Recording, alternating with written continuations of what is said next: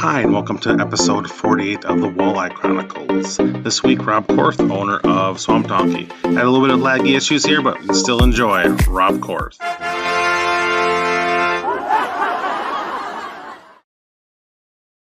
Hi, welcome to another episode of Walleye Chronicles, where I get you out of the boat and get you in here and we talk some fishing. Today, I have a guy that we've all seen. We've all spent some money with. If you've been into Pier, you love this guy. Mr. Rob Korth. How you doing today, Rob? Good, Matt. How are you? Wonderful. So I'm going to get into a bunch of stuff with you here, but first I want to talk about why I think you're the most famous man in De Pere. Okay. You are the owner and operator of Swamp Doggeez Bait Trailers. Correct. So how'd that come about? I grew up in Appleton, and then fast forward, I ended up getting a job up here. Me and my dad went fishing, and we launched at Fox Point. And I told him, I said, "Hey, it'd be somebody should have some bait here," because we'd always get ours in Kaukauna at Dave's Bait. And there was really nothing nearby, and I think that was prior to Smokies. I don't know if Fleet Farm had bait at that time. I mean, that was high school, so 20 some years ago. And then once I moved up here, I every morning I worked third shift. I saw the boats driving by, and I said, "Hey, I gotta try to do this, because now I'm here, and it's more feasible." Right. So how long you've been around for? What, 12 years or so? I think I'd have to look at my taxes. I think it's 12 or 13. I want to say it was right around the end of 2011, 2012. So it could be almost 14, but 12 to 14. So how did you pick the spots? You have two locations. You have the bar across by County Park, and then you have the Fox Point one. Correct. Yeah, it would. A lot of it, like with permitting and stuff, has to do with private property and not using public property, that sort of thing. So a lot of who and talking to different people. It took a lot of legwork to get everything going, but a good friend of mine owned Dairy Queen at the time, and that's how I got my foot in there. And then we have a relationship with Brian, the owner at Replay Sports Bar too. That's cool. Great locations. You couldn't get any better, really, unless you're literally on the landing. Right. Yep. So how do you decide what you're putting in them?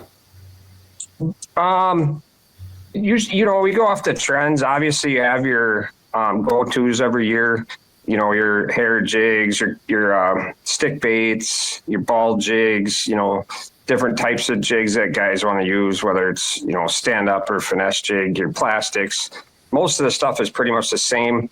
Now, like you're looking at the Acme, what is that? The Rip and Flash. The new, stuff like that. So try to look at the trends and what guys what would sell, because it's a short season there for us, so you don't have to take too many chances.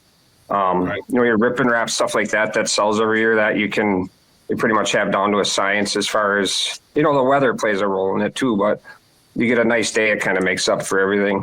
If you miss 3 days with snow and rain and you get a nice Friday or Saturday, if you get that lucky, usually kind of evens out every year. Yeah, those Fridays and Saturdays gotta be packed for you in there. Yeah, we actually only filled the weather's been so bad this year. We only filled a lot once, and that was on I think that was Thursday before. I think it was this last Thursday before it got real, like 51 or something like that. And we had all the AIM guys there. Trevor Gans's night tournament, the high school tournament. So you had a bunch of things going on, and it was nice, and guys are just sick of being locked inside. So how much do you have to restock? Are you order one big bulk in and then just whatever gone, or do you have to restock as you go? Usually, like the people I order with, I have a pretty good rapport with all of them. A lot of them are I'd consider them friends. So they know from years past, and I know from my inventory kind of where we're going to start. A lot of times they're, on a quick standby or have stuff waiting. Again, it's all weather dependent. But some years, like if I know 2 years ago or 3 years ago, we ran out of hair jigs. So now we don't have that problem anymore. When that craze was going on, but everybody's been really good about keeping it supplied. Right. You don't have to ask Cody, hey man, before you put that video out, let me know what's in that video so I can stock up for that week. Yeah, that's usually, I usually hear about that stuff from the fishermen, and I'm like, damn it, I wish I could have been prepared. Or it's funny because like everybody talks out there. So, if somebody's getting them on a green ringworm or whatever, I'll have, guys coming up and all of a sudden I'm out of green ringworms and I'm like, yeah, I know what's happening down there. Right. Oh, this guy's just catching them one after the next. Right. That goes the old adage, never buy on the hook what's full. Always buy what's almost gone, right? Right. Yeah, and it's funny because people do that, but your purple chartreuses for a hair jig, or your purple chartreuse, your orange core chartreuse, things like that. I try to keep those stocked up, and yeah, people, they say it all the time, like, oh, I want to grab this one because there's only one left. And say some of that stuff I know is going to sell, so I keep extra of it in there. Right. Do you feel that you guys kind of push like what you stock? Is it like almost feel like you guys kind of set trends too as well for what's in there? Yeah, at times, like the P10 craze, that was Troy Kraus. I mean, 100%. He was catching fish on them, guiding. People were seeing it. I don't know if he was in a YouTube video or what, but then that like just exploded. Before that, guys really, they knew what they were, but they weren't, used there frequently by the masses. I know guys used them, but so yeah, as far as pushing stuff, I just tell people what works. Like lately, it's been tough. A week and a half ago or whatever, the night bite was really going. So whatever's working, if it's tough, you got to tell them, hey, it's tough. They're gonna go fishing anyway, but yeah. I want them to be using stuff that I would be using. That's I buy stuff that I would be using and pick out, 90% of the colors. I gotcha. So what, how long do you operate there? I sell it till usually the middle of April. This year there's I don't know, I don't know if you saw many pictures from AIM or my term and stuff, but there is a ton of pre-spawners in the river yet. The ones we caught on Sunday were hard as a rock. Yeah. We had one little male that was milking. That was our sixth fish. And then one, it was questionable because it wasn't real beat up. It was like 23. That was questionable if it was a male or female. But at any rate, the ones we caught with full bellies were hard as a rock. Right. Yeah. So the two I caught, or one was actually started dumping in the boat. I actually got a video of her. She just started dumping in the boat. I'm like, we gotta hurry up and get her measured and get her back in there. Right. Yeah. This week's going to be, the water's taking longer to clean up because we've had a lot of sustained north winds. I've been telling people that it's going to be cleaner. I thought it would be good for AIM, and it wasn't. It is cleaning up, but it's still dirty. I think this week, if the temperatures hold, and it looks like we're supposed to have light wind, the fishing is going to be awesome for I think they're going to dump and do their thing. There's going to be a lot of post-spawn fish caught, and you're still going to get pre-spawners mixed in too. Right. Yeah, it's all kind of a weird, I suppose it's just a weird cycle of the warm, cold. We didn't have enough warm, and you throw one bad day. And like today, I mean, if we didn't have 30, we stuck with the trend, it would have been, right, easier to predict what was going to happen. So we get a little cold front come in and, Right. Yeah. And then when you get a nice day, it seems like it's, blowing, and normally it's out of the south, but it's been out of the north and like 20, 30 mile an hour stuff. Like today was nasty down there. So hopefully spring is finally here this week. As you can tell on my rosy cheeks that the wind was staring into the window all day the last 2 days. Oh yeah. Likes life rough. So let's jump back. Let's go back a little bit to childhood. You grew up in Appleton. So what'd you grow up fishing? You grew up on Winnebago chain, or kind of what were you doing as a kid? We had my grandparents had a place on Shawano, and then my other grandparents up in northern Oconto County. So I kind of broke my teeth by fishing up north. A lot of bass tournaments in the northern part of the state. I wasn't a big walleye fisherman, so I didn't spend much time on Winnebago. Spent some time on Green Bay. And then as I moved up here, pretty much now exclusively fish, Green Bay. I did fish quite a few tournaments on the Wolf, but I really didn't spend much time on Winnebago at all. I gotcha. So you fish, so you guys have a boat as a kid? You're out, are you kind of more shore stuff or? Yeah, I had a little 16-footer that I, got my boater safety at 12 years old. And then, we had paddle boats and stuff like that. So when Grandpa would come work for my dad, I would spend the week up on Shawnee Lake with Grandma. And then he'd take me back on Thursday or Friday. But she'd only let me go like 6 or 7 docks down so she could see me. But that's where I did everything. That's awesome. So when you got older, got a car, did you just start going everywhere then? Was fishing your thing, or did you do other stuff? A lot of hunting and fishing, a lot of snowmobiling. Yeah, we did, we spent in high school, we did a lot of shore fishing with, me and my buddies, like salmon fishing. And then I don't even remember when I got my first boat. It was, I don't know, I was probably 19 or 20. And then it was as many bass tournaments as I could fish. So were you successful bass fishing at first or no? No, because, I guess so. We weren't winning every tournament or anything like that, but yeah, we had a lot of fun. Fished with a couple different buddies, and then, wanted to get my dad involved. But yeah, we had a blast. And it's those like club tournaments and opens, so you'd have anywhere from 20 to 75 boats. So it wasn't, big major walleye tournaments or anything like that. Right. Those are the best, I think, the small little, like 25, 30 boats where half the people and the same people right. here. They're kind of a lot of fun and kind of more of a right.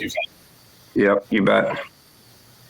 So then you get real man's job and you start making some money. What's the first thing you bought for fishing wise that was too expensive probably for the time, but you had to have it? First thing I bought fishing wise, probably my first ZV20 Nitro. Because I was married and 3 kids, but I was working a lot too and worked hard, played hard. Right. Was it hard to talk her into it or no? No, she's easy going. I fished with her brother this weekend.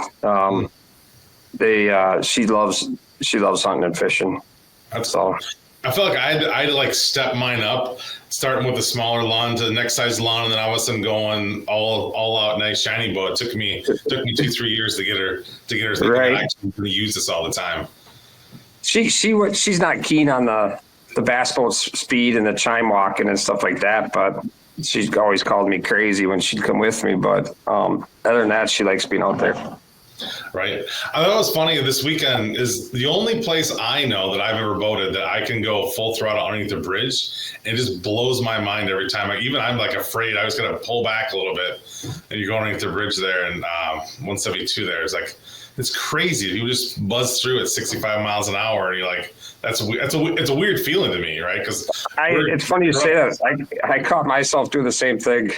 Yeah. Because you got all that room, but it's like, well, what if, right? I know what you mean. If something goes wrong or you catch a wave or whatever, and all of a sudden you're, it's right. It was nice, there wasn't a lot of people on the river or in certain areas. So it was kind of nice to get out and let her eat this weekend too. So it was kind of made me smile a couple times. And yeah, the fishing was right. tough. Throttle worked pretty good. Yeah, we had a tough practice. See, my brother-in-law, he put a new motor on and had some wiring redone, and so he didn't get to pre-fish. We hardly pre-fished at all.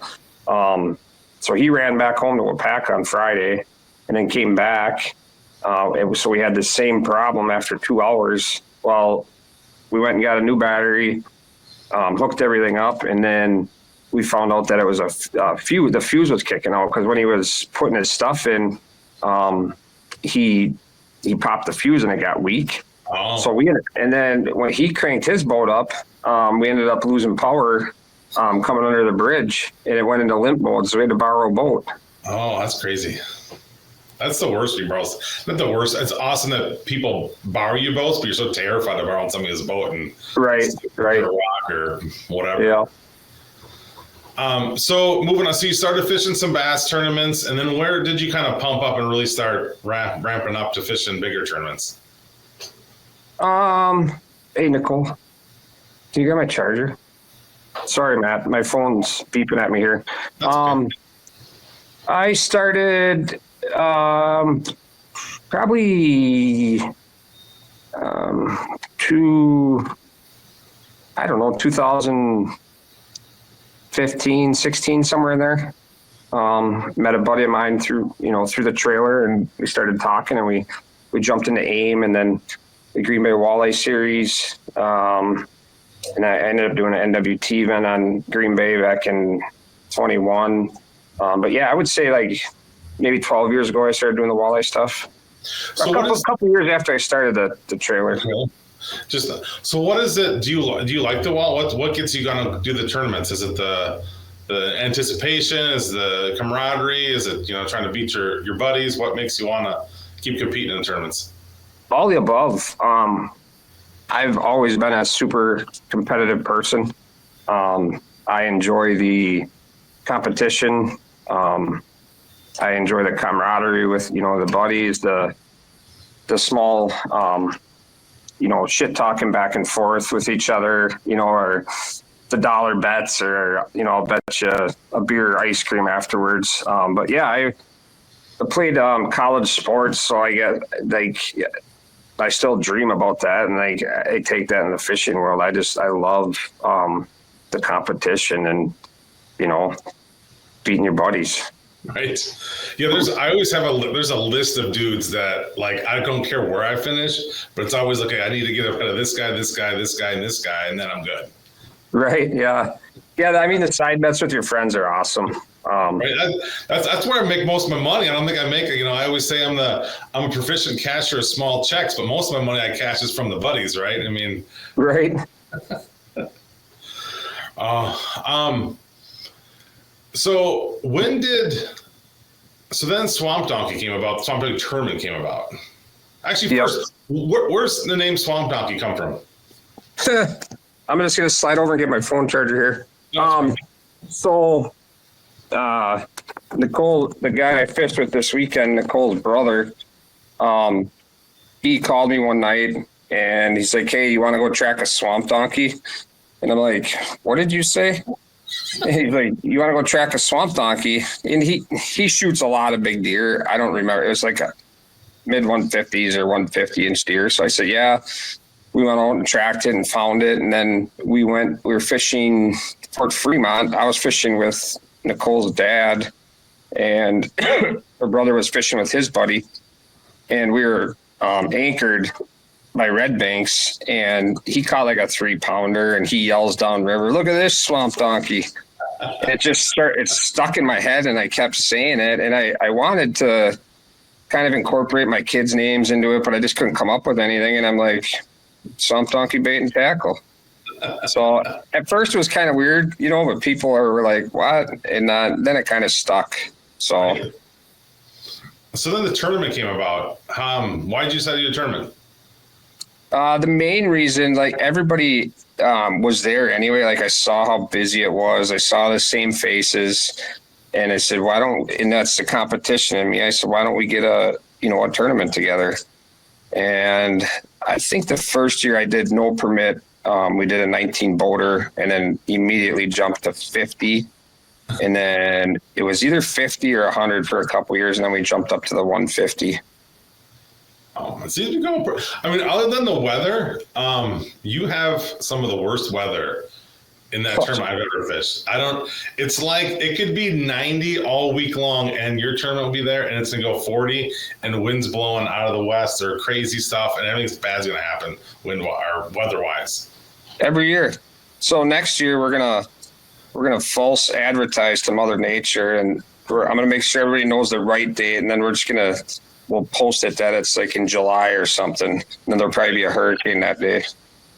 Yes, that snow event, I would call snow event, 2 years ago now, was one of the crazy. Not that it was like a bad day weather-wise, it actually was nice, right? But it just, right.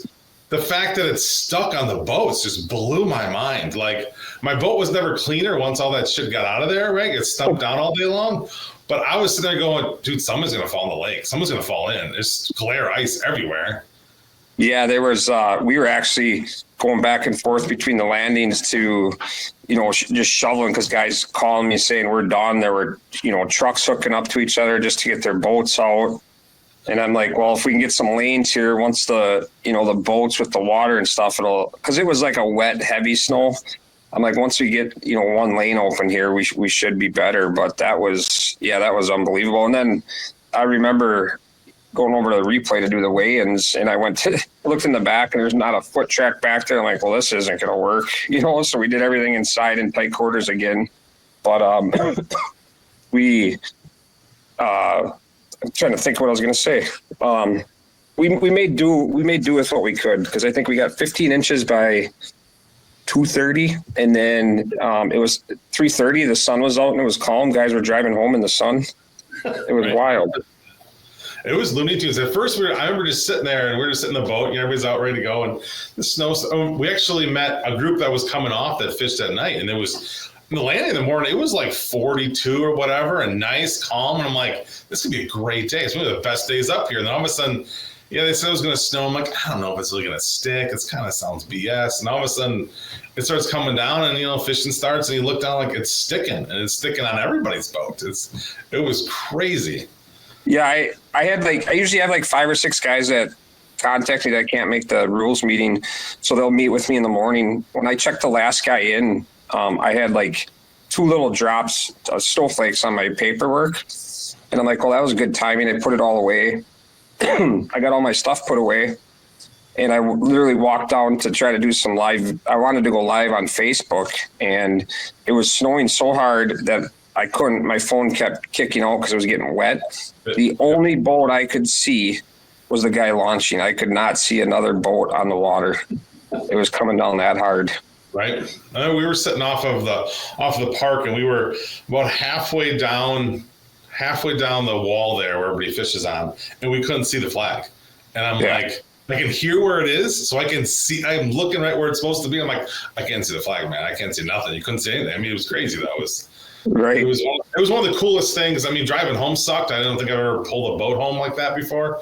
But other than getting out, by the time we got pulled out, it was you guys had cleaned everything off pretty well. We were able to get the boat out fine, and it just was funny seeing stacks of snow in everybody's trailers. It just was the weirdest, eeriest feeling. But the fish bit though. I mean, it was a good day. They always do when the weather's like that.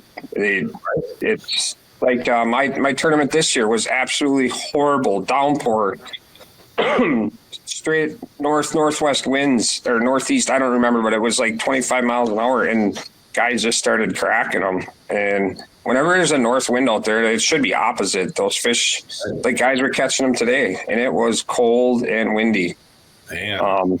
So, there was only a handful of guys out, but, they were catching fish. Hell yeah. Yeah, that's that was a rough day. Every year. So, then you added the fall tournament.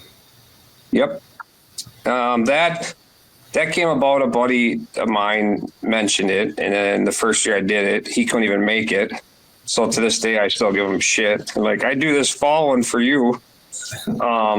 That one, I wish I could do a little bit later, but I try to do it around Halloween because that's when the fishing typically picks up. Mm-hmm. Sometimes it's a little bit sooner. You know what? We just need the water temperatures to drop. I try to do it around then, but you get a lot of guys, bow hunting and whatnot. And I like to bow hunt, and I have a deer tracking dog now. So like, I don't want to do it any later and, put any more on the plate. So I try to, that October lull, if you will, I try to schedule it around the 26th or so, right when deer hunting starts picking up. I like it because what I like about the Swamp Doggeez series of tournaments now, you're only one away from having a series, you know. You need a midsummer classic or something. Is that you kind of bookend the years for us? Like the year to me starts with your tournament in spring, and it generally ends around your tournament at the end. I usually go out a little bit after that, but that's pretty much where I start and finish my year off is your tournaments. Yeah, I see a lot on Facebook, first tournament of the year and stuff like that. So I think that's kind of why the spring one's popular. Everybody's either the ice fishermen are either getting sick of it or the non-ice fishermen. Everybody just wants to get out in the boat. And even though they know it's going to probably be a shitty day out, they're ready to get that first tournament of the year under their belt. Right. That is pretty much what it is. You can make sure you're still wearing all your ice fishing gear anyways, right? I mean, you have to take it with you. I don't know if you're going to have that suit. Right. Yeah, and that's like the fall one, I think, because of the deer hunting, duck hunting. I'm not sure what the seasons are in duck hunting and stuff like that, but the fall one usually see like around 40 to 50 boats. So you see quite a few less. I think I only apply for 75 every year for the fall one, just because and a lot of people haven't fished walleyes up there in the fall. It's Right. kind of new to them. It's fish is very similar to spring. The difference is like the fish up by the dam and the refuge, you can go inside of there, and those fish are they're there for one reason, and that's to eat. So when they're fired up, I mean, it can be fun, like a lot of fun. It is one of my favorite things to do is fall fish up there, and just I don't know why a buddy of mine turned it on like 4 or 5 years ago, and it's one of my yearly things. I throw on some stuff. I have to if you're trolling up there, you're gonna catch 2 or 3 muskies a night. You got to put some braid on your line so you don't lose your shit all the time. And just you never know what you're gonna get. Either your board's gonna completely disappear, and everything's gonna be messed up with a muskie for the next 20 minutes, or you're gonna catch the walleyes pretty much nonstop. Yeah, it's a blast. Awesome. So, so you do the swamp. Is there anything else coming up for the Swamp Doggeez series? Is there going to be another one? Are you going to look for another tournament, or are you pretty much this is it for you? Well, that's the second time you mentioned it. Are you hinting at something? No, not at all. Not at all. It's been mentioned just because like the Green Bay Walleye series isn't the thing anymore. But then, Duck Creek came along. They do a hell of a job with theirs. AIM, they usually have 1, sometimes 2 events on Green Bay. Sheboygan Walleye Club's much smaller. They kind of do the same thing. They go back and forth between Bagel. And, there's still a lot of guys looking for that just Green Bay stuff. But the Duck Creek, if the Duck Creek when they came along, maybe do something up in Sturgeon Bay in August or something like that. But they do a damn good job. I think they're almost full for the year. I don't know if it's for the year or what have you, but my partner signed us up for that because they do a really good job. Awesome. So you also do other tournaments too. Well, you do Sheboygan Walleye Club? Correct. You had a successful year last year, I believe. Yeah, we did. Team of the year and club champions. I fished with Max Wilson. How'd that go for the year? Good. We had a rough start. We had the Marinette tournament, I believe, was the first one this year.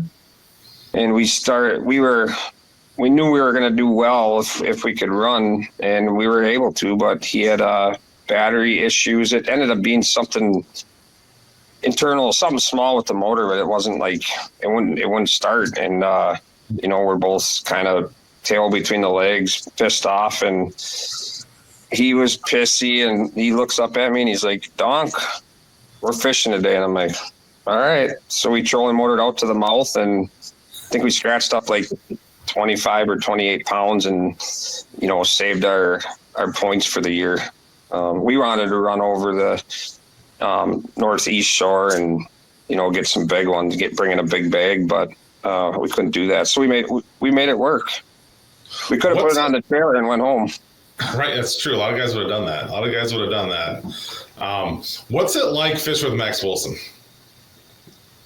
Oh, you should have prepped me for that one. Well, just in general, I fished against him a few times against the NWT, and he's been in Ames on and off for the years. So I kind of don't really know. I know of him and talked to him a little bit, but he seems like and watching him on H2H, he seems like a very wild dude. He is. He's wild and tame at the same time. He's probably, I would say, one of the most misunderstood people that I've ever fished with. Like, you get in a boat with him, and like he just has so much passion for what he does.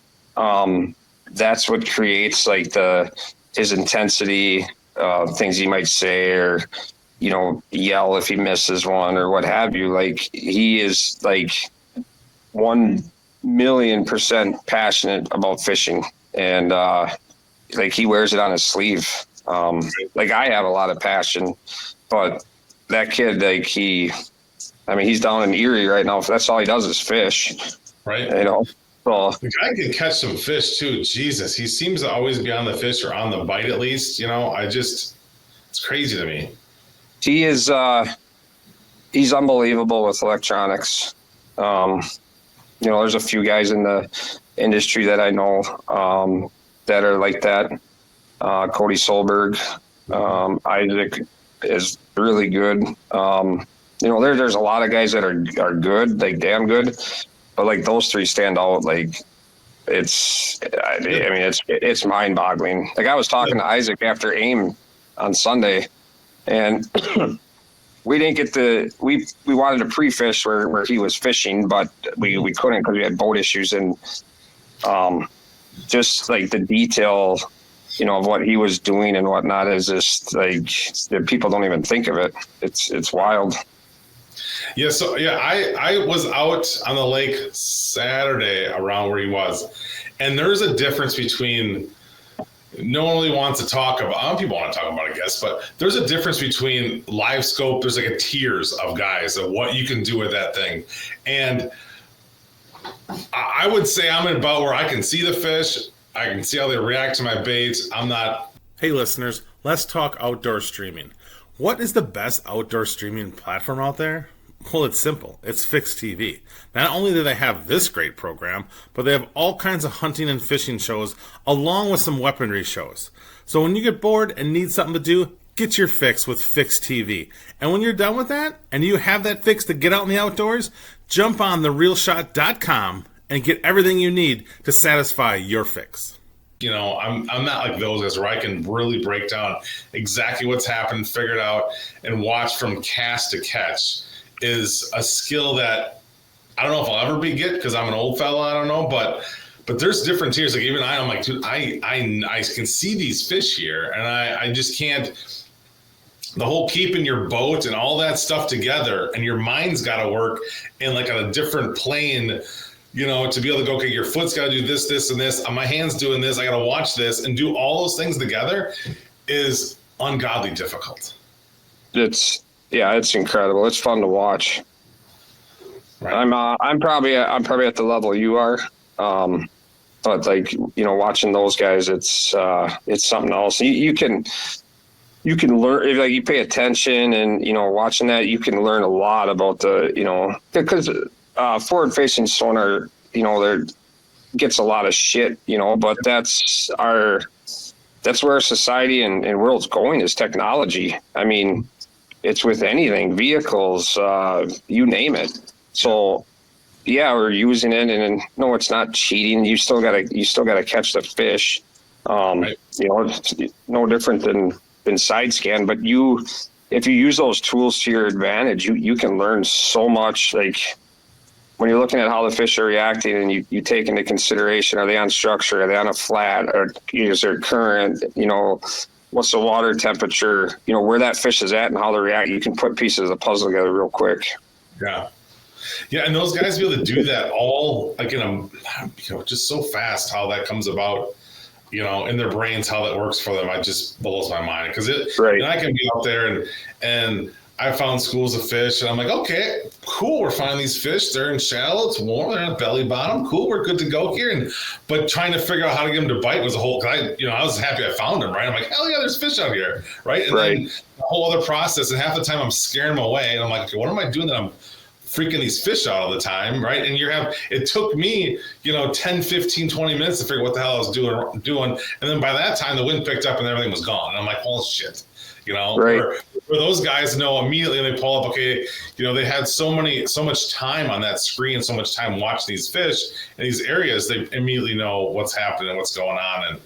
And it's a different world. And people are like, oh, it's going to ruin the world. It's not, because most of us, 99% of us are not those guys, right? Yeah, you can go beat up on crappies and maybe bluegills, and stuff, but most of the time we're not. There's not, 300 guys sitting out on boats that just smash them like those guys are doing, right? It's just, we're finding the fish.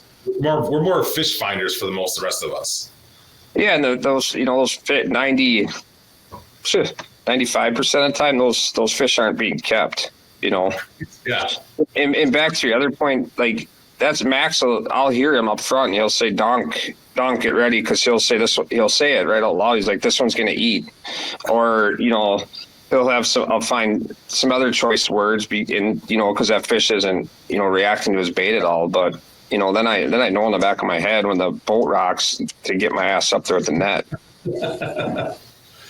So how did you get hooked up fishing with Max? Through the trailer? Yeah, I've known him for, probably since I started the trailer. I've met a lot of my real good close friends. I got a lot of guys that helped me out down there. Had my buddies down there this weekend with my wife so that I could actually, because this time of year, guys are asking me all the time to fish, but I don't get time to do it. So I met him. I'm pretty sure it was through the trailer. Like some of my best friends, I've met through the fishing industry. That's awesome. So that's gotta be terrible though for you. You're stuck in the trailer. What's that? You gotta be terrible. You're stuck in the trailer when the fishing's good. Everybody's coming back smiling and happy, and you're stuck in the trailer watching them all drive to the landing or coming back for a landing. It sucks. You get a handful of guys every day. Hey, you want to jump in, or then if the weather's nasty, you're stuck in there too because you're operating a business. So you gotta make sure the door stays open. Mm-hmm.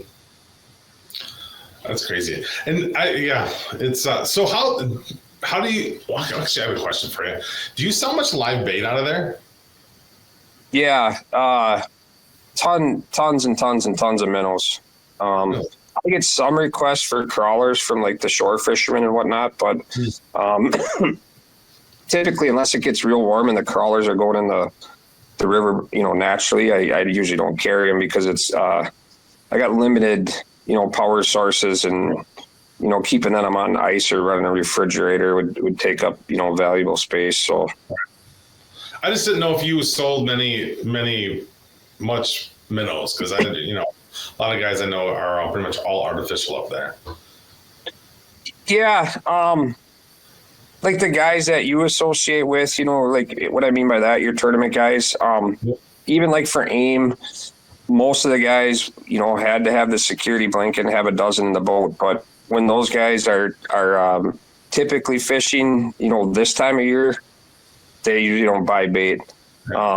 Early season, almost everybody, when when the water's super cold and then the drifting and jigging bites real good, almost everybody grabs minnows. But you're right to a point. And there's certain people that just won't go out there, with live bait.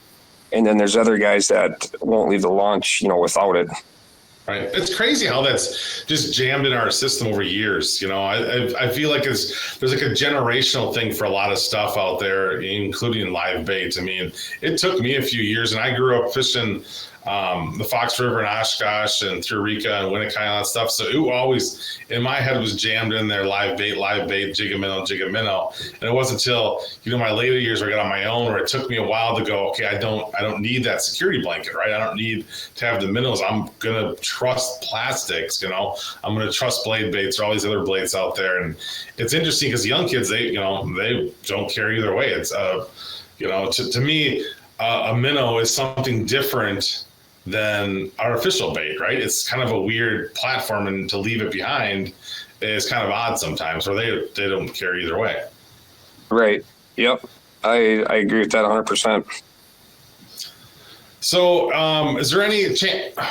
Well, was there any way a third hut coming in down to Metro, or they got Smokies over there, don't they? Yes, yeah, you got Smokies right there. He's got a prime spot there, right by South Bay Marina. So what do you do with the trailers the rest of the year? You just kind of sell out the stuff, close them up, and go hide them someplace for the rest of the year? Yeah, my kid has used it for racing, the one trailer, but other than that, they just kind of take up some space at my house. That's funny. So I did want to touch on, you talked about your dog. You have Swamp Doggeez Deer Recovery. What made you get, and your dog Briggs, what made you get started on that? I was a canine handler for 6 years, so we did a lot of narcotics work and tracking people. Then I got big into the, as a kid, grew up hunting a lot, and now I have more of a office type job.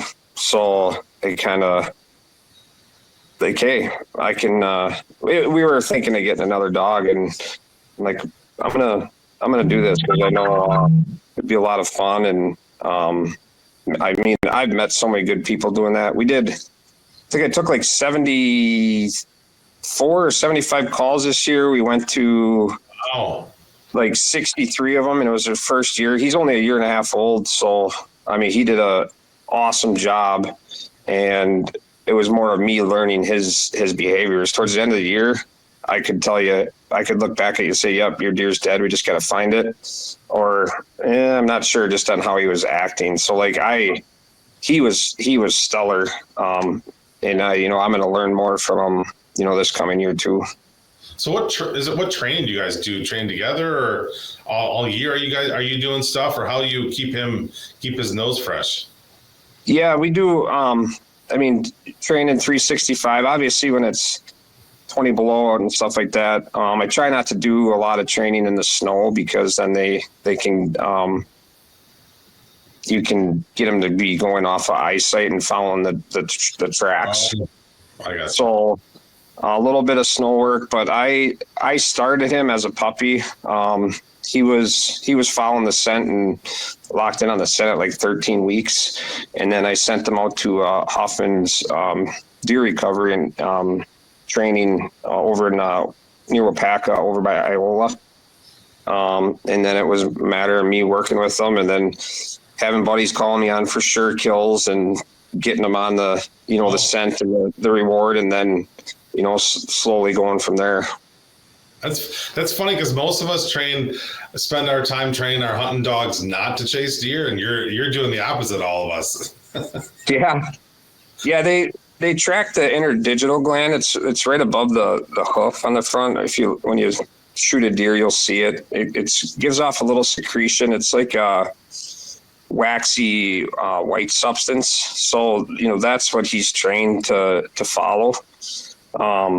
Yes, he's young, and when there's live deer and stuff, he gets amped up, but you can tell his mannerisms when he's on the trail. And obviously, if there's blood, that's added scent. Gut shots and liver shots are, super easy for a dog, I suppose. So he's not generally trained to go after the blood. It's the other scent that's a main scent. Yeah, everybody thinks blood. That's what they associate it with. But 90% of your calls, they lost blood. There isn't blood. There was blood there. I found it. Yeah, you're getting you're the last resort, us and drones. So you're not like dog recovery rates like 35 to 40%. He ran 42% this year, which for a first year dog is phenomenal. But like, yeah, they're not perfect. And like you can't find a live, deer that's not dead, you can go miles and. Right. And 42%, people would say, well, that's whatever, but 42% is better than you gave up, right? I mean, if they've called you, they've gave up already, basically, right? And they're looking for some help. So You're finding an extra 42% of deer that normally would just be lost in the woods. Right. Yeah. And I thought about that this year. I'm like, I wonder how many, previous years, when I was in high school or whatever, how many deer that I've given up on because there's blood. You do your grid search, and then it's like, well, at what point do you draw the line? Like you don't see any blood and you're convinced that the deer's, alive, which, I mean, he found several deer this year that weren't the ones we were looking for. You could tell they were shot, a few days prior. So I just wonder, then I question, the DNR's numbers and stuff, because nobody really knows, Okay. I mean, some hunters will wound 2 a year, whether they live or not, we don't know. And then if they end up killing 1 or 2, so there's so many variables with it, which I find real interesting. Wow. So what's the hardest one you've had to do so far? Do you have any long ones, or when do you decide to give up? Yeah, I've had,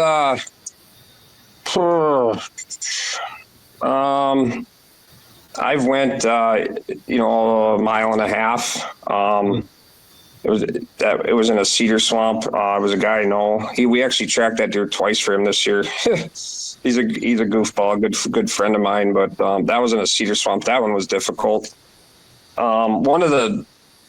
found a 162 incher. We got 4 or 5 inches of snow after he shot it, and then we got like an inch of rain, and he had no blood. So actually, I take that back. We went out, we found where the last blood was, and I told him, I said, hey, I think, I think this deer's still alive, because he was thinking liver. And I'm like, if it's that big, I said, let's come back tomorrow. Well, we got 4 or 5 inches of snow and then 2 inches of rain. So we went in at like the 24, 26 hour mark. And I don't remember the length on that one. It was probably, I don't know, 1,000 yards, 1,500 yards, but, Briggs found it. It was a super cool location. Just a awesome buck. So as far as difficulty, I thought that one was going to be real hard for the dog, but I just trusted him and let him go. So is there any conditions that are no-go? Obviously rain is difficult for them. Rain's good. Just same with deer when there's moisture in there, like when they lick their nose, they're just putting moisture on their nose. If you get a torrential downpour, that's bad. Snow's fine. But yeah, torrential downpour is really the only time you don't want to, go, but you can, they're so good that you can go, after the fact and just based off of what the hunter's telling you, and you can wind scent them a lot of times too. If you go a day or two later, they'll wind scent the cavity. So you take your Onyx and mark a trail and go back and forth through there, and just watch he'll stop on a dime when he gets in that scent cone. It's incredible. So basically it's like watching the pheasant dog work, right? They're going to go back and forth, catch the wind, and boom, it's go time. Yep, you bet. And I've done that. Like with me being new, maybe it wasn't me trusting him or whatnot. And I'm like, he's just not on it. So then I would start, zigzagging back and forth like that. And either he would lock back in on it, and I would see blood to confirm it, or he would, when he smells them from a distance, every dog's different. My dog stops and he'll do this head thing, and I'll be like, he's got it. And then we just got to go find it. So basically you're at the point now where he's training you. What you were cutting out there? I said, so basically we're at the point now where Briggs is training you.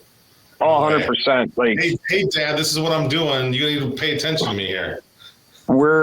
we're not smart enough as humans to train, what a dog's capable of doing. Right. When I was in police canine training, my trainer said that. I'm like, yeah, I think you're right. We can only do so much, and they're capable of so much more. That's awesome. So yeah, it's me learning him. He has the drive, the work ethic. He's got all the attributes to be a good dog, but like my dog trainer said, it's putting the time in. Any dog can go out there and essentially run up and find a wounded deer, but like in Wisconsin, you got to have them on a leash. So that's like half the ball game right there. It's you and the dog, and it's learning your dog and reading them. And any handler will tell you that. That's got to be on a leash in the woods. Got to be tough. Even obviously it's a trained dog and not running like crazy, but still on a leash, all brush shit everywhere, and you're trying to get through the woods and even tangled up. It's horrible. Yeah, absolutely. And because they can jump over logs or go underneath them, and we're saddling them or going up and down little cricks and stuff, and it's like hold on, and then when he's on it, like you don't want to pull him off or stop him. He's like, come on, let's go. Right. So what's the best part of that for you? Is it working with the dog, or is it the recovery? What do you like best about that? I would say work. It's a two-way street. Working with the dog, because it's rewarding to me. The hard work and the effort that you put in watching him, us as a team do it, like that's super rewarding. But the other part is like seeing the hunter, like when a lot of times I'll just find their deer and drop a pin on it and call them and try to, I'm on their property, so I don't know, I'm in the back corner, or I'm over here, or I'm by this creek.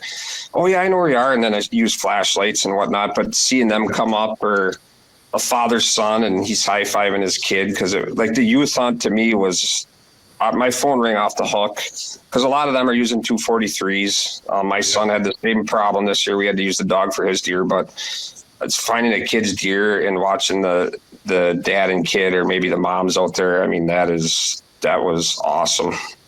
That's cool. I was going to ask you, what, shit. God, I was going to ask you, what's, was there a one that, how was the first one that you found without already knowing it was down? The first one. How'd that go? It was, I want to say, oh no, it was, so I did some, like not practice ones, but training ones for some friends. And then the first real one I got was, a friend of one of theirs, and they tracked it across 240s. And then, so it went across 80 acres. They had one little drop of blood before it crossed the road. So they got permission on the ground across the road, and then they called me.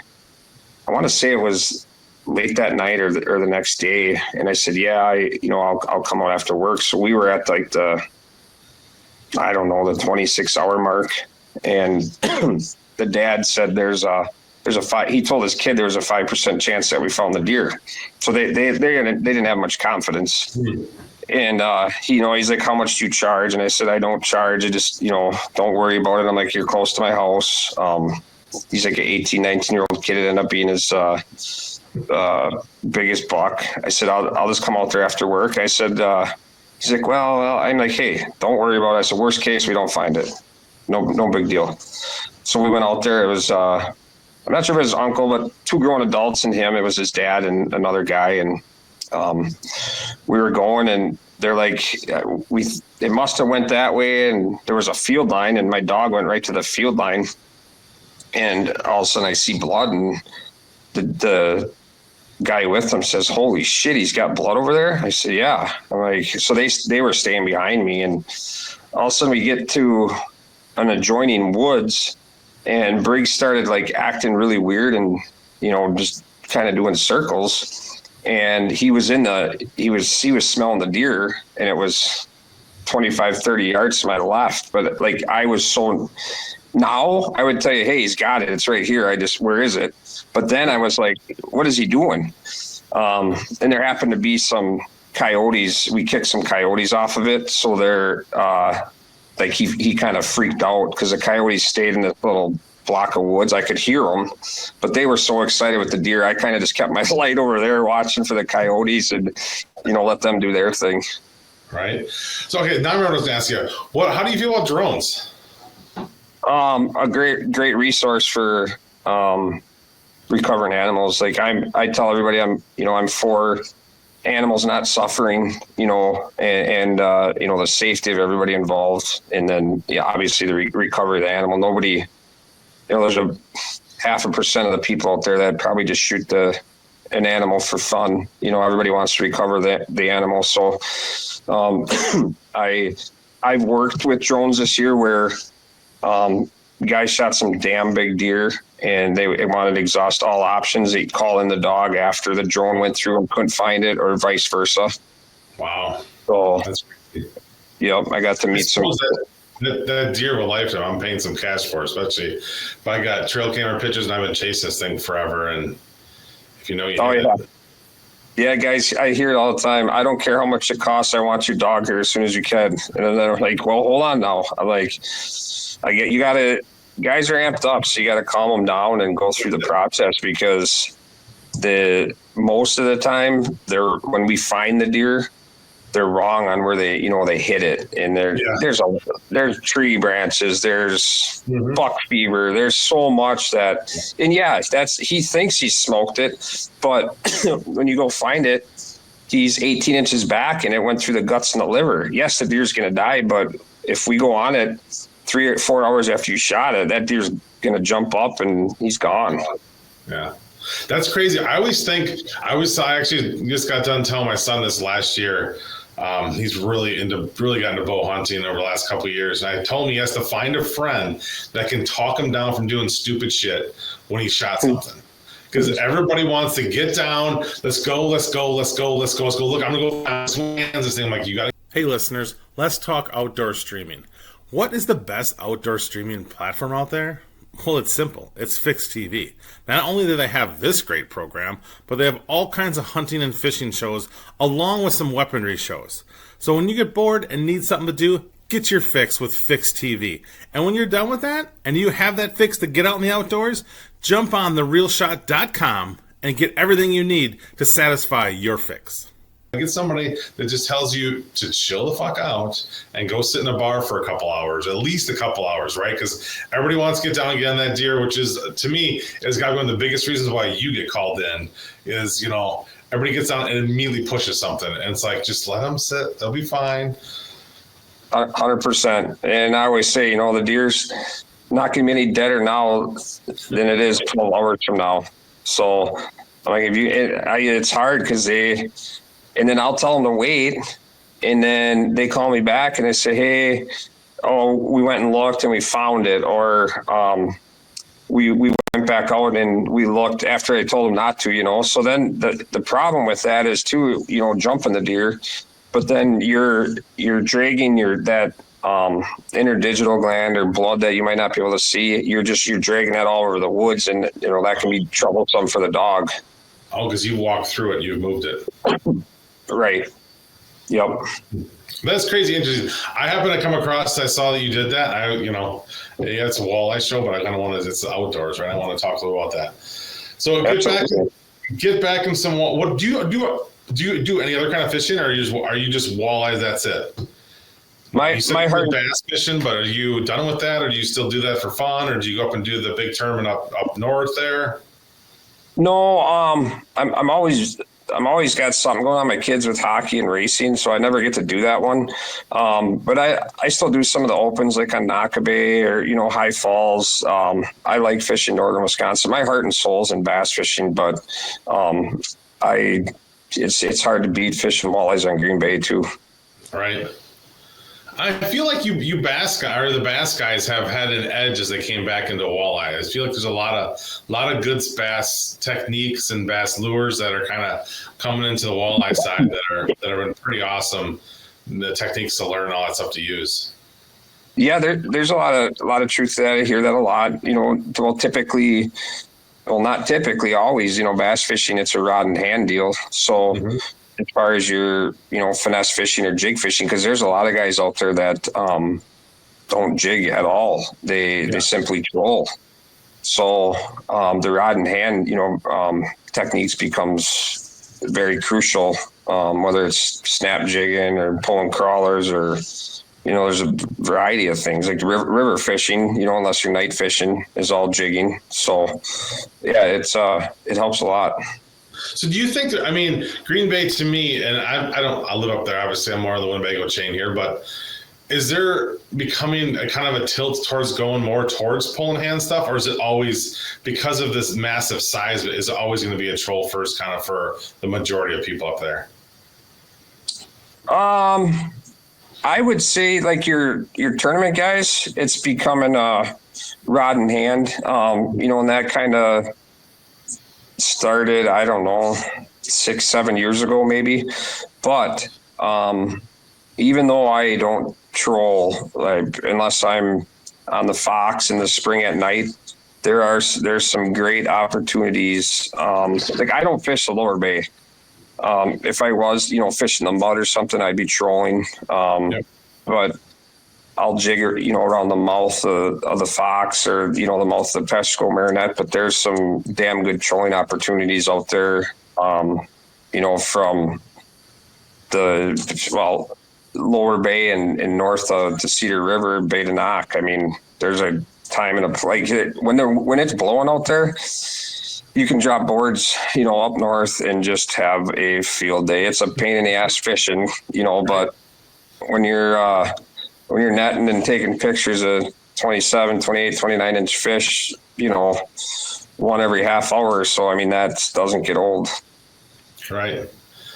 Yeah, that definitely doesn't get old. I just, I've noticed more, it seems like there's getting more of a pull in a hand, which is cool, but I don't know, I'm sure something new will come along in the trolling world that'll swing us back the other way eventually, or some gadget or something along those lines.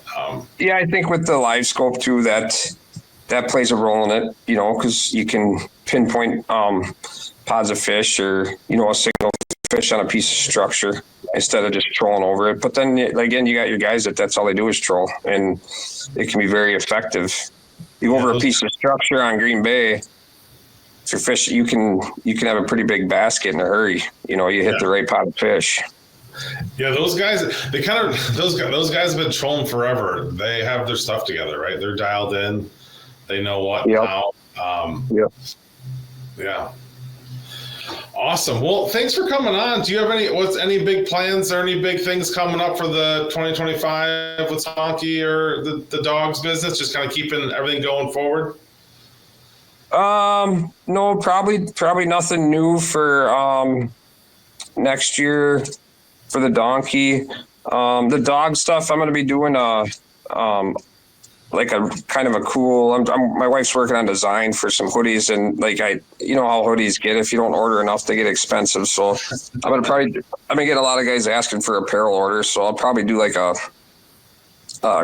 pre-order type thing. And it's just so I don't have to buy a couple hundred of them. I can, whether it's 15 or 20, but I'm going to do that. We got a puppy Sitka with Briggs, so I'll be working with her this summer. But yeah, I'm gonna be taking off pretty much all of November, and if I'm not in a tree, hopefully I'm tracking a deer. So I can't wait. That's awesome. Then we plan on doing the fall one again this year too, so it'll be around Halloween again. That's cool. That's a lot of fun. And what's weird is the weather for that one's been always unnormally nice. Yeah. Yep. You don't expect that one to be as nice as it was, but a couple of years ago it was like 65 degrees or something like that. And I'm like, right. That's it. I tell the guys, take the day off from your tree. It's 65. Oh, let's go fishing. Right. So, but yeah, there's a lot of shit going on in the fall, as far as hunting and fishing. So and your hardcore fishermen, they also like to duck hunt and deer hunt. So, Right. and a lot of times that time of year, guys are it's first and last. They're already done for the year and their stuff's put away. Right. Yeah, I'm more. I stay out to the bitter end usually. I don't hunt for. I'm more of a meat guy. So if I see some horns, it's going down, and I'm back in the boat. It's kind of my goal. Right. Is get mine down as fast as possible and get right back in the boat and get back out and fish until I have the last spot on the boat winterization. What's the last day I can get it in, and then I'm right. Fishing the very bitter end. But thanks for being on. It was awesome to catch up with you and kind of get your whole story on everything that you do and the Swamp Donkey trailer. I was joking last weekend with Chris Jansen about that he's probably caught. He's single-handedly with his lures help catch more fish, but you single-handedly put all those lures in everybody's hands because that trailer is always busy in the morning, always busy all day long, and you got a great spot, a great little shop there, and it helps so much of us out. You guys always do awesome telling everybody what's going on. There's no secrets, right? Everybody, tells everybody what's happening, and which is awesome because we're all there just to catch a big fish and put it right back in the water. Right. Yeah, we try to do that. And like Chris and them, Viper, all those guys I work with do a great job, on the fly, Blackbeard, they all with stocking and colors and just a good report. It's a big, happy community. And the end result is, I want to see that kid catch his first, 25 incher, or you get a 32, or, like, hey, that hair jig I bought this morning, this is what I caught. Like that makes it all worthwhile. And when it's tough, it's tough. You just got to tell people, hey, fishing sucks right now. The water's dirty. Or like this year, I don't know how many times I've said it. We haven't had any consistent weather, and everybody goes, that makes sense. Right. So, one quick side note. I cannot believe how good the tackle is getting. Like the quality of paint jobs and the quality of everybody's stuff is just phenomenal.